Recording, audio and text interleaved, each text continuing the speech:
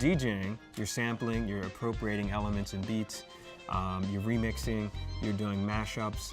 And I thought that was a really good way to think about the literature of our time as this kind of inheriting all this different information swirling around you and being able to make a mix. That's what DJs do.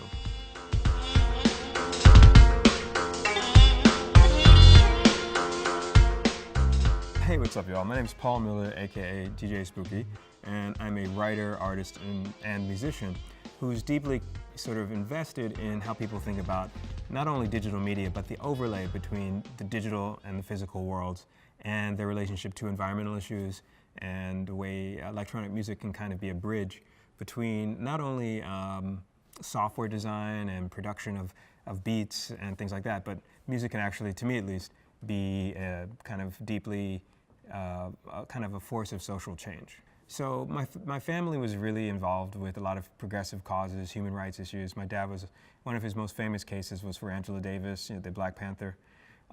So there was always a kind of a sense of social progressive causes in our house. So for me, academic didn't mean just being in an ivory tower. It meant rolling up your sleeves and actually dealing with people. But the role of the arts is to reach people emotionally and allow them to have better tools. I'm very partisan about better information from art. And that's what makes my composing, and I'm political. I mean, it's incredibly important to me. So my research leads to my art leads to social activism, and the social activism leads to, I think, better art, because they all inform one another.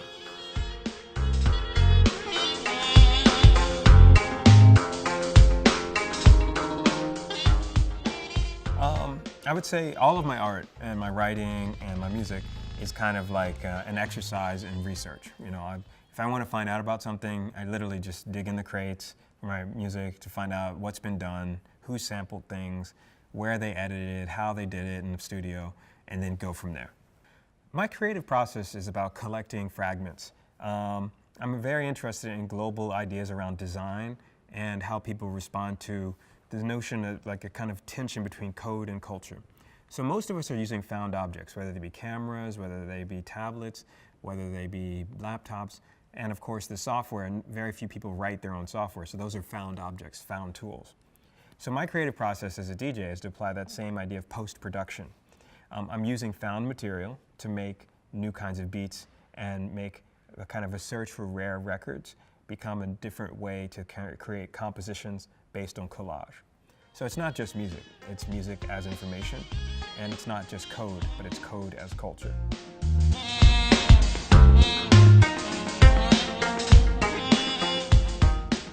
I'd say half the battle for me is it fun or is it not? And if it's not fun, then you need to either just leave it and work on stuff that gets you excited as an artist, as a writer, as a musician, because there's only 24 hours in a day and there's a zillion people doing everything. So if I don't like it, somebody else will probably be like, hey, this is my life, and they'll just run with something. So I should leave that space for them.